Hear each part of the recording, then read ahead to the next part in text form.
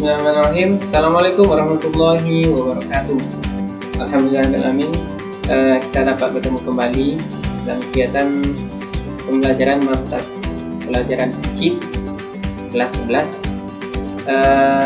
Insyaallah kita akan melanjutkan pembelajaran bagaimana biasanya, walaupun dengan cara ataupun metode yang berbeda. Anak-anak bapak yang dari rumah, walaupun dalam keadaan bulan Ramadan, mudah-mudahan ini tidak mengurai esensi dari kegiatan pembelajaran yang kita lakukan. Mudah-mudahan wabah dari virus corona ini dapat segera berlalu sehingga kita dapat kembali hadir ke kelas dalam kegiatan pembelajaran kita bersama. Baik anak-anak sekalian, pada kesempatan kali ini kita akan melanjutkan materi dari minggu kemarin, yaitu mengenai rukun Islam. Minggu kemarin kita fokus membahas mengenai sholat, bagaimana sholat, tata syarat, kemudian bagaimana hukum dan syarat dari sholat itu. Nah, pada kesempatan kali ini kita akan coba melanjutkan pembahasan mengenai rukun Islam selanjutnya, yaitu tentang menunaikan zakat.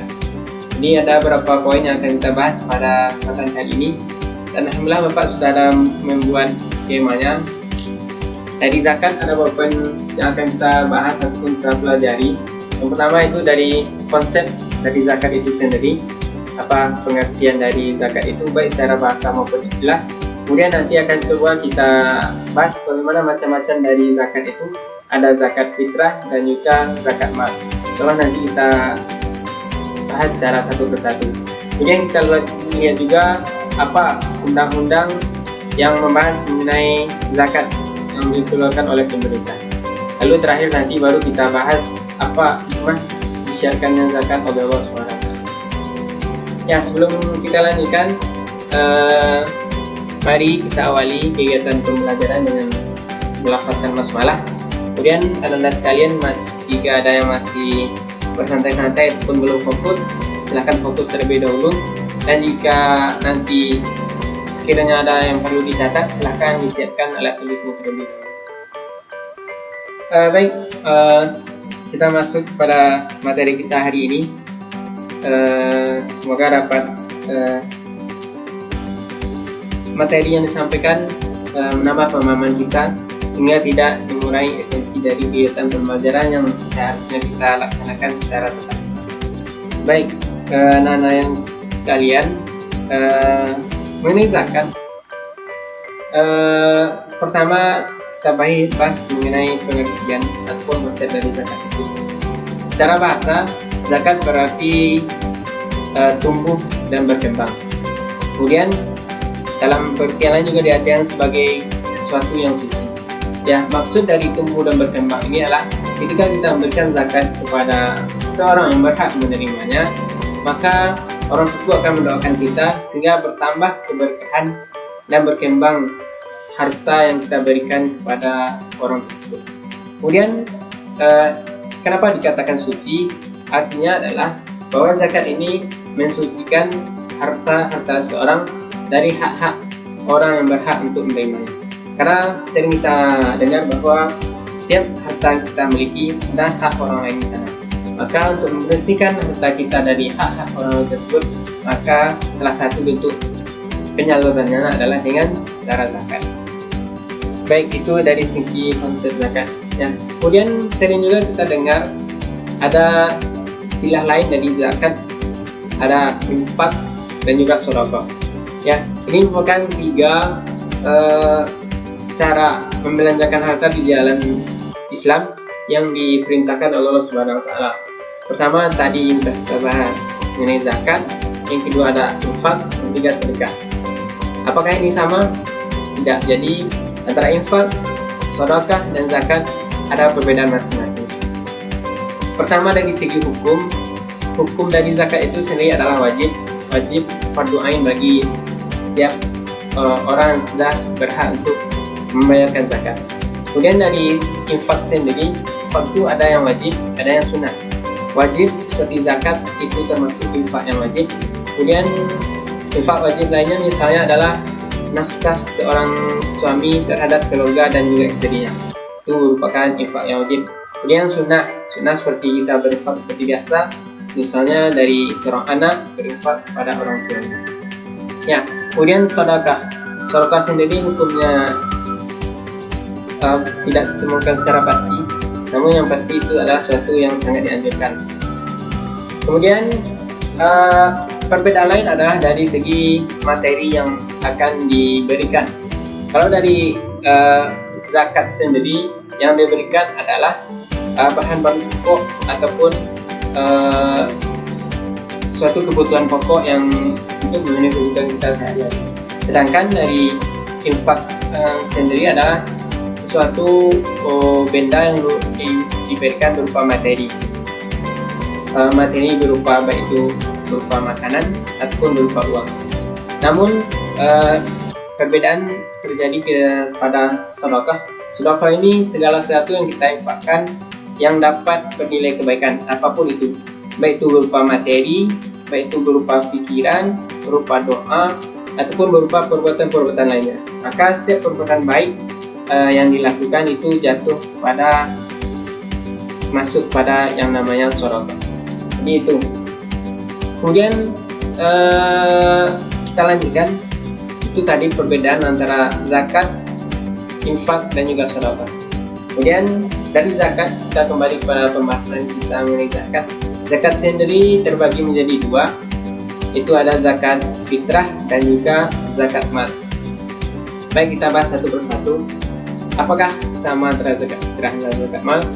Jadi perbedaannya adalah zakat fitrah dari segi konsep sendiri artinya adalah menyucikan jiwa, sedangkan dari zakat mal ini fungsinya adalah untuk menyucikan harta. Kemudian yang perlu kita bahas dari sini selanjutnya adalah konsep dari masing-masing zakat ini.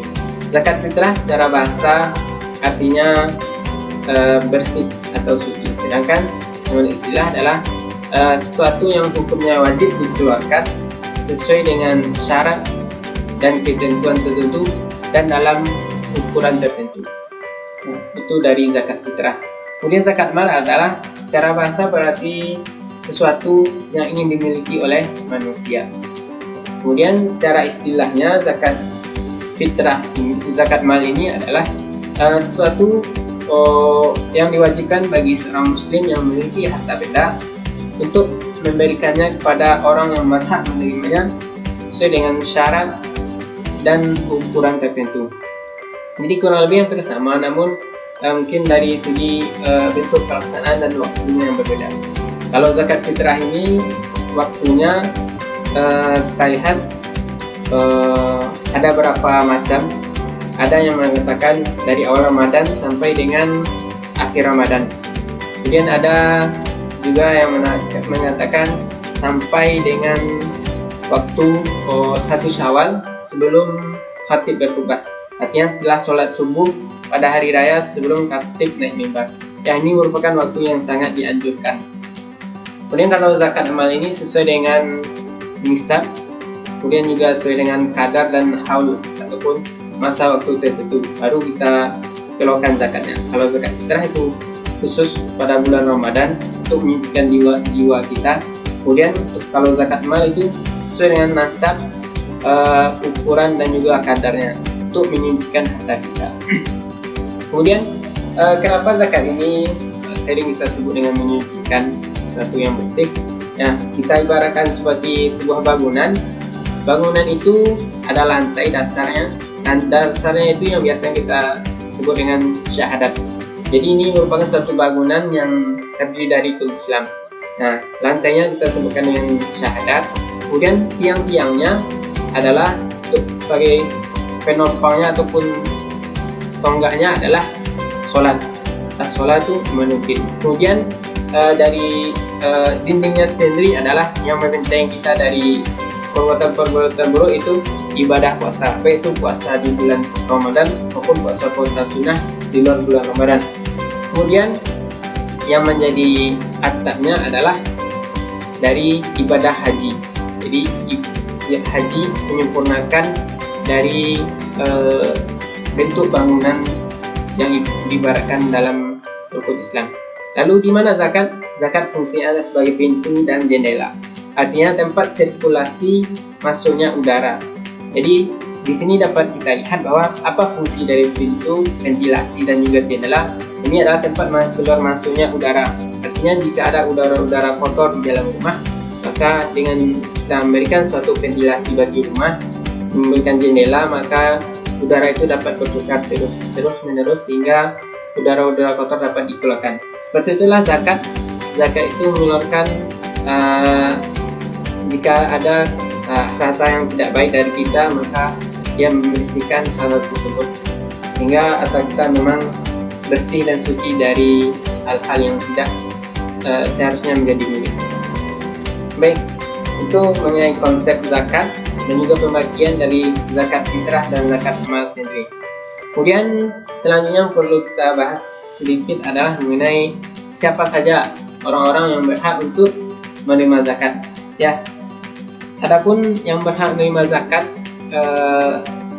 itu biasanya disebut dengan Hasnaf yang 8 atau 8 golongan yang berhak untuk menerima zakat. Siapa saja mereka? Jadi diantaranya adalah yang pertama itu adalah fakir.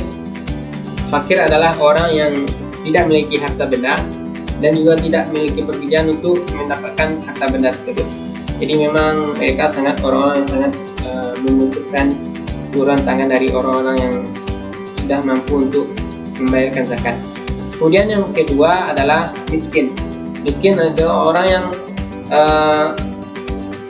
hanya cukup untuk memenuhi kebutuhannya sehingga tidak dapat memberikan hartanya kepada orang lain.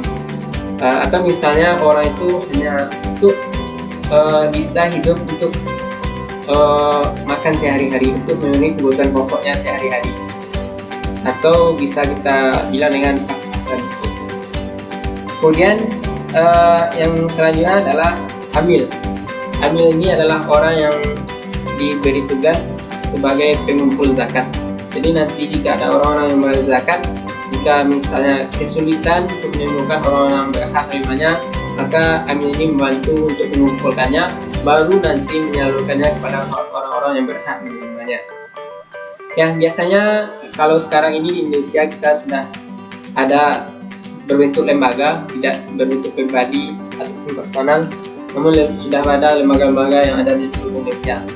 Biasanya ada namanya Basnas, Badan Amil Zakat Nasional, ataupun LAZ, Lembaga Amil Zakat Nasional. Kemudian yang selanjutnya yang tadi yang berhak menerima zakat, pertama tadi fakir, yang kedua miskin, yang ketiga amil. Kemudian yang keempat adalah mu'alaf. Mu'alaf ini adalah orang yang baru masuk Islam, yang masih lemah imannya ataupun masih lemah dalam memenuhi kebutuhan harta bendanya, sehingga ini juga berhak untuk menerima uluran zakat dari orang-orang yang sudah berhak untuk membayarnya. Kemudian yang kelima adalah budak.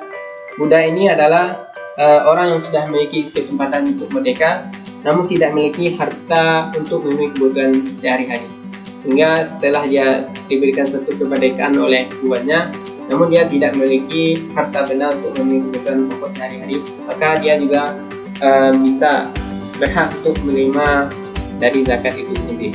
Kemudian yang keenam adalah garim. Garim artinya orang-orang berhutang, artinya orang yang mempunyai hutang namun tidak mampu untuk melunasi hutangnya tersebut, sehingga dia juga berhak untuk menerima zakat. Kemudian yang ketujuh ada fisabilillah, artinya orang-orang berjuang di jalan Allah namun tidak mendapatkan bayaran darinya. Biasanya di zaman sekarang kita juga khususnya di Indonesia untuk istilah jihad sendiri masih sulit kita menemukannya, maka biasanya kebanyakan orang-orang mengingat untuk fisabilillah ini golongannya seperti pelajar, jadi mereka untuk ilmu, sehingga nanti jika bisa digolongkan kepada fisabilillah. Kemudian yang terakhir ada ibnu sabil, artinya orang-orang yang kehabisan bekal dalam perjalanan.